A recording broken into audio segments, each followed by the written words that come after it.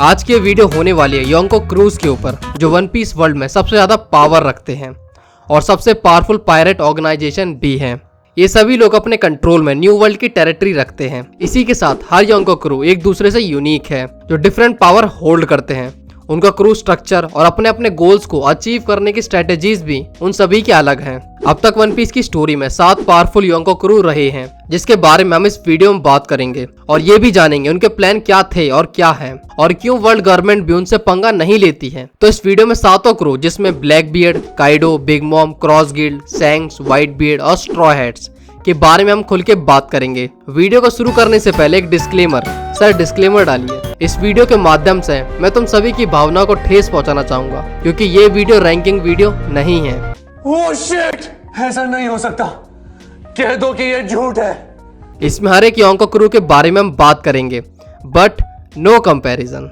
तो स्टार्ट करते हैं none other than smart black beard crew के साथ मिस फॉलिंग एंजल, जिसको लीड करता है मार्शल डी टीच। और इस क्रू की शुरुआत उसने व्हाइट बियर्ड को धोखा देने के बाद की थी। स्टार्टिंग में ये क्रू काफी लोलू लग रहा था। हम सभी को लग रहा था कि इसका क्या ही होगा, ये आगे स्टोरी में पेल दिया जाएगा किसी न किसी के द्वारा, बट ऐसा कुछ भी नहीं होता है। ये क्रू अलग ही ग्रोथ लेता है और अपनी पावर को इतने कम टाइम में एक योंको लेवल तक ले आता है। व्हाइट बियर्ड के मरने के बाद उसकी टेरिटरी अपने कब्जे में ले लेता है। ये इम्पेल डाउन के सबसे बड़े क्रिमिनल्स अपने क्रू के मेंबर बनाता है, और अब तो ओकीजी भी इसमें शामिल हो गया है, जिस वजह से इस क्रू की स्ट्रेंथ नेक्स्ट लेवल पर आ गई है। क्रू की बात करें तो व्हाइट बियर्ड की तरह इसमें भी डिविजन्स हैं, जिसे ये लोग टाइटैनिक कैप्टन्स कहते हैं, और टोटल 10 टाइटैनिक कैप्टन्स हैं।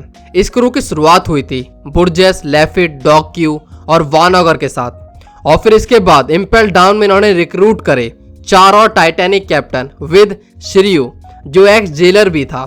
तो टोटल कितने हुए ये लोग? 9 टाइटैनिक कैप्टन्स, और 10th कैप्टन बनता है एक्स मरीन एडमिरल ओकीजी। हर टाइटैनिक कैप्टन एक शिप को लीड करता है, और ब्लैक बियर्ड की भी खुद की एक शिप है जिसका नाम है द सेबर ऑफ जेबेक। और ऐसी ही काफी इंटरेस्टिंग चीजें हमने ब्लैक बियर्ड के बारे में हमारी दूसरी वीडियो में डिटेल में बताई है, और वो वीडियो काफी मजेदार है। अगर तुम्हें देखनी है तो देख सकते हो इस वीडियो के बाद। लेकिन इतने सारे पावरफुल लोगों के बाद ये क्रू सच में काफी स्ट्रॉन्ग बन गया है। ब्लैक बियर्ड ने इतना कुछ अचीव करने के लिए हर चीज करी, सारी डर्टी ट्रिक्स, ऑफुल डिसीजंस, जिसमें अपने फॉर्मल कैप्टन को मारना, फिर उसकी टेरिटरी एक्वायर करना, आइलैंड पे जाके सिविलियंस को पेलना, सबको लूटना, किडनैपिंग, मर्डर जैसी हर चीज इसने की, जो कि एक रियल पायरेट करता है। और एंड में ये अपने पेट की तरह इतना बड़ा फिगर बन गया कि इसे योंको का टाइटल दिया गया। सबसे बड़ी चीज जो इसे सबसे ज्यादा खतरनाक बनाती है, इसका डेल फ्रूट को हंट करना। इसे लोगों के अंदर से डेल फ्रूट एक्सट्रैक्ट करना आता है, जिस वजह से ये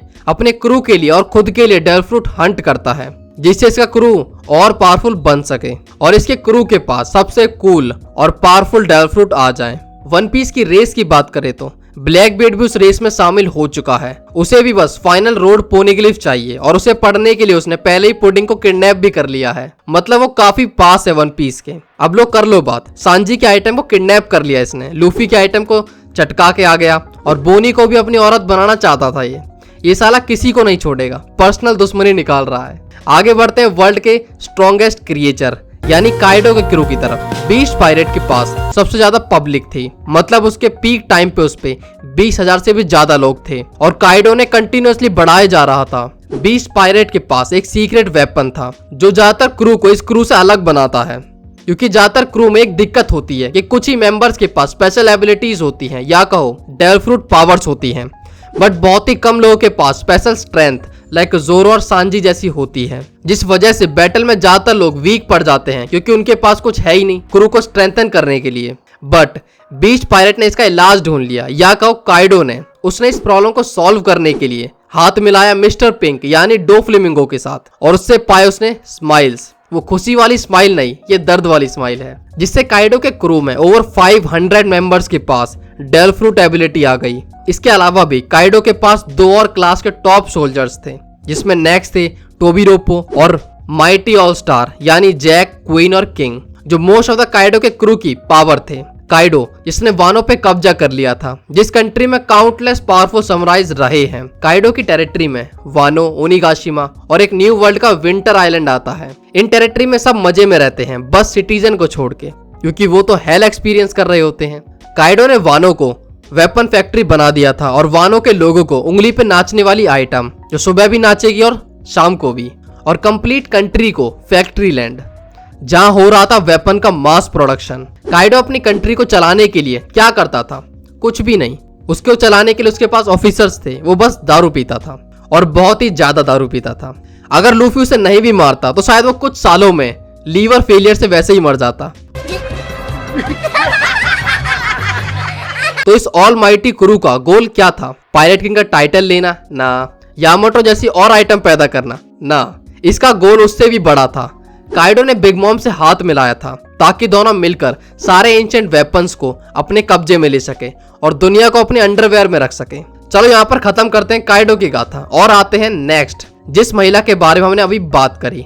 तो अब ये बिग मॉम पायरेट्स कौन है? बिग मॉम पायरेट्स खुद एक योंको का क्रू है जिसकी कैप्टन थी शार्लेट लिनलिन, यानी खुद बिग मॉम। अब बिग मॉम के क्रू की बात करें तो उसका क्रू भी काफी बड़ा था और एक अंदाजा लगाए तो उसमें 10,000 से ज्यादा पब्लिक थी और उनके ऊपर थे 74 टॉप ऑफिसर्स जो सारे के सारे बिग मॉम के ही बालक थे। 74 बच्चे, वो भी 68 इयर्स में। बेचारे की सेंचुरी रह गई। अगर हम बिग मॉम की हॉबीज की बात करें तो उसे बच्चे पैदा करना काफी अच्छा लगता था और शायद उसे ये भी नहीं पता कि कौन सा बच्चा किसका है। चलो उसके होल को छोड़ो, गोल पे आते हैं। बिग मॉम पायरेट्स में टॉप पे थे sweet commanders, Charlotte cracker, Charlotte smoothie, miss thighs और शार्लेट काटाकोरी। यहाँ पहले एक और स्वीट कमांडर था, शार्लेट स्नैक, बट वो हार गया था तो उसे नीचे फेंक दिया गया।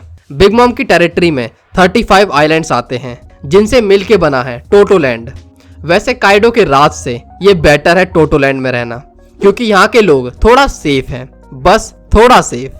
लोग यहाँ पर अपने मन से भी रहते हैं, बस उन्हें टैक्स देना होता है हर 6 महीने में। अपने 1 मंथ की लाइफ बिग मॉम को ज्यादा बुरी डील नहीं है। जिस दिन बिग मॉम रैम्पेज पे आएगी वो वैसे ही पूरी की पूरी लाइफ ले ही लेगी, तो 1 मंथ की लाइफ से क्या ही हो जाएगा। It's a pretty nice deal. Big mom की टेरिटरी एक वेल प्लान टेरिटरी है जिसमें घुसना काफी मुश्किल है क्योंकि यहाँ पर ऑर्गेनाइज स्टेप्स हैं इंट्रूडर्स को रोकने के लिए। इसमें पहला है वो चेस्ट सोल्जर्स जो शायद पुलिसमैन है। उसके बाद स्वीट कमांडर आते हैं उसे रोकने के लिए, और अगर वो स्वीट कमांडर को भी पेल देता है इंट्रूडर तो फिर आती है पूरी की पूरी फोर्स स्वीट कमांडर्स की और बहुत बड़ी आर्मी के साथ, जो काफी खतरनाक चीज है, जो काफी खतरनाक है। वैसे बिग मॉम इतनी पावरफुल बनी कैसे?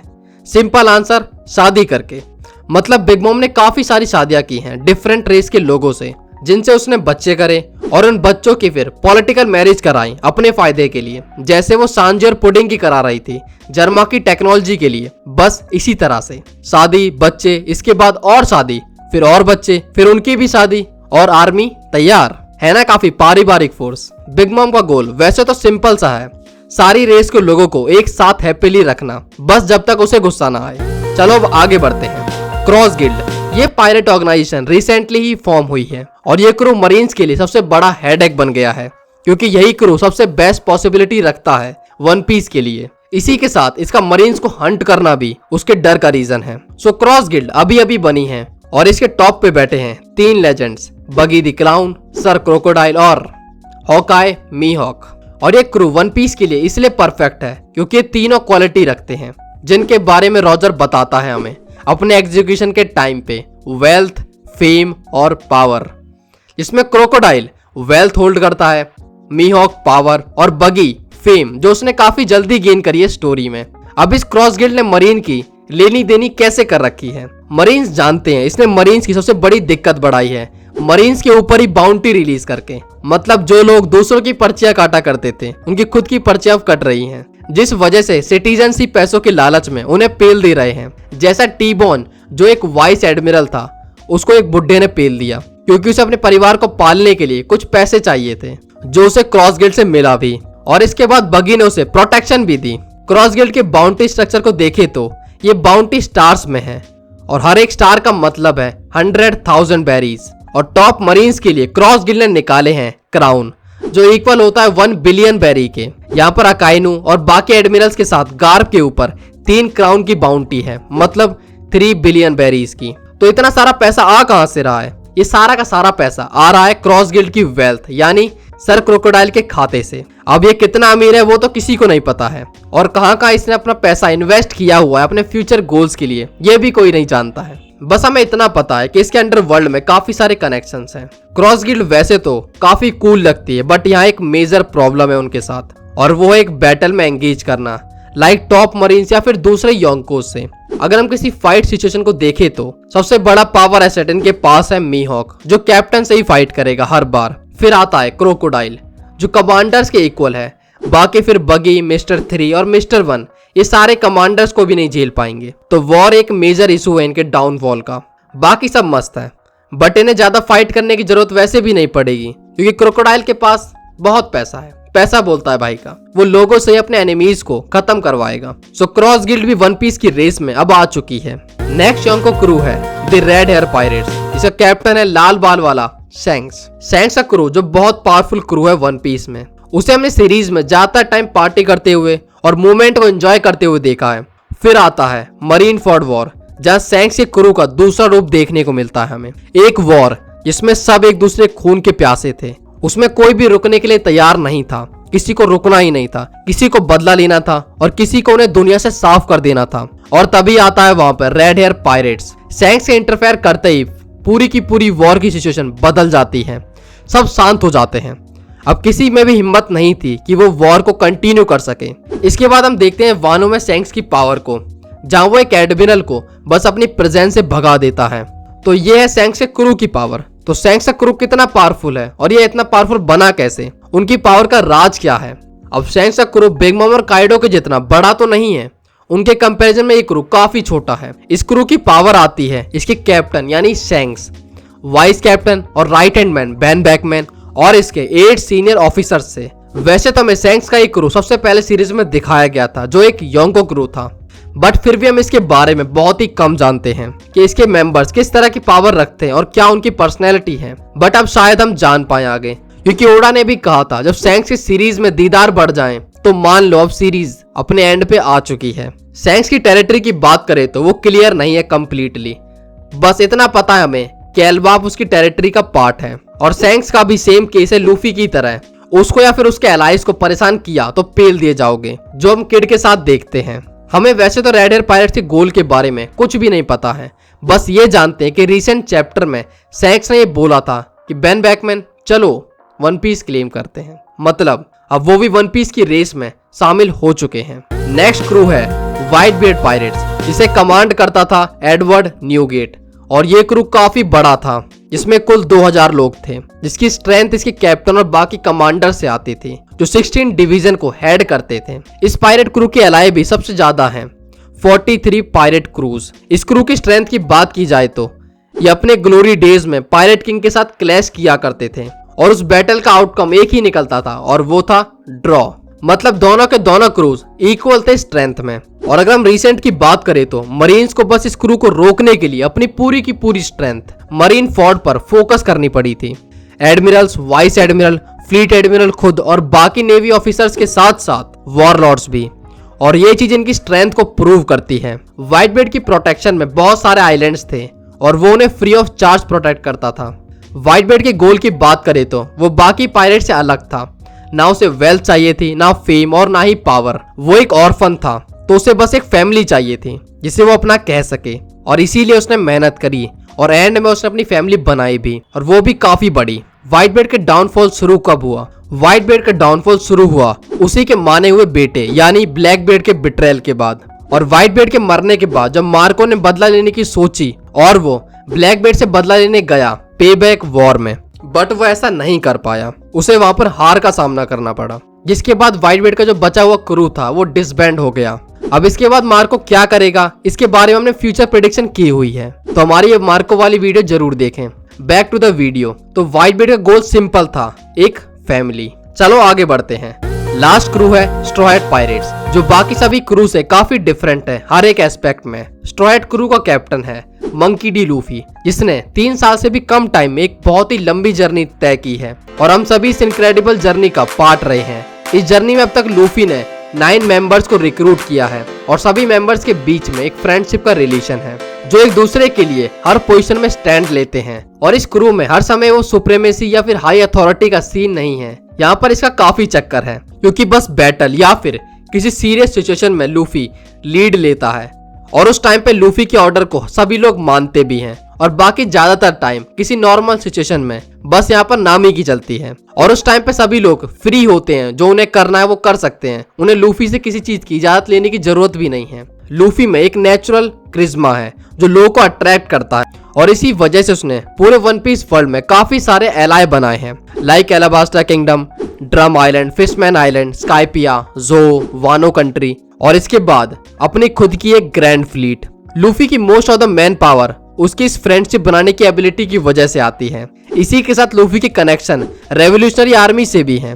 पावर की बात करें तो इस क्रू की मेजर पावर इसके कैप्टन लूफी से आती है, और अब उसके गियर 5 अनलॉक होने के बाद लूफी वन पीस में काफी लोगों को टक्कर देने लायक बन चुका है, और वो भी बिग शॉट्स को टक्कर देने लायक। और अब इसी वजह से लूफी को भी वन पीस के बिग शॉट में काउंट किया जाता है। आगे लूफी के 3 कमांडर्स हैं, जोरो, जिनबे और सांजी, जो उसके टॉप पावरफुल एसेट्स हैं। इसके बाद बाकी फ्रैंकी और ब्रुक भी काफी पावरफुल हो गए हैं, एक बैटल में पूरे क्रू को रिप्रेजेंट कर सकते हैं वो लोग। और वानो में रॉबिन की डीमनिक फॉर्म भी हमें काफी अच्छी लगी थी, मैं उसे फिर से देखना चाहूंगा क्योंकि कितनी पावरफुल वो सच में है। फिर चॉपर, उसॉप और नामी भी ठीक ही है, बाकी सच्चाई तो हमें पता ही है। चॉपर तो फिर भी उन दोनों से काफी बेटर है, बट वो दोनों भी बैटल में कुछ ना कुछ यूजफुल कर ही देते हैं। इसके बाद लूफी की ग्रैंड फ्लीट पे आए तो इसमें 7 डिफरेंट पायरेट क्रूज हैं, और इसमें टोटल 5000 बंदे हैं। इस ग्रैंड फ्लीट में काफी पावरफुल बंदे भी हैं। इस फ्लीट के मेजर रिप्रेजेंटेटिव हैं कैवेंडिस, बार्थोलोमियो, साई, हजरुद्दीन, ईडियो, लियो और ऑर्लम्स, जिसमें से बार्थोलोमियो अपने कैप्टन यानी लूफी के लिए काफी डेडिकेशन से काम कर रहा है उसकी टेरिटरी को बढ़ाने में। और खास बात तो ये है कि लूफी को इसके बारे में पता भी नहीं है। तो कुल मिलाकर लूफी के पास भी काफी मैन पावर है, और वो भी काफी पावरफुल लोगों की। लूफी की पूरी ग्रैंड फ्लीट में मेरे 2 फेवरेट हैं, एक बार्थोलोमियो और कैवेंडिस। तुम्हें उसकी फ्लीट में से कौन से पायरेट ज्यादा पसंद है मुझे कमेंट्स में बताना। तो तुम्हें ये वीडियो कैसी लगी कमेंट्स में जरूर बताना, और चैनल को अगर तुमने सब्सक्राइब नहीं किया है तो वो भी कर लो। और जो लोग डिस्कॉर्ड को यूज करते हैं और उन्होंने अब तक हमारे डिस्कॉर्ड सर्वर को ज्वाइन नहीं करा है तो वो भी ज्वाइन कर लीजिए। तो मिलते हैं नेक्स्ट वीडियो में, और कमेंट सेक्शन में तो रिप्लाई करने में आऊंगा ही।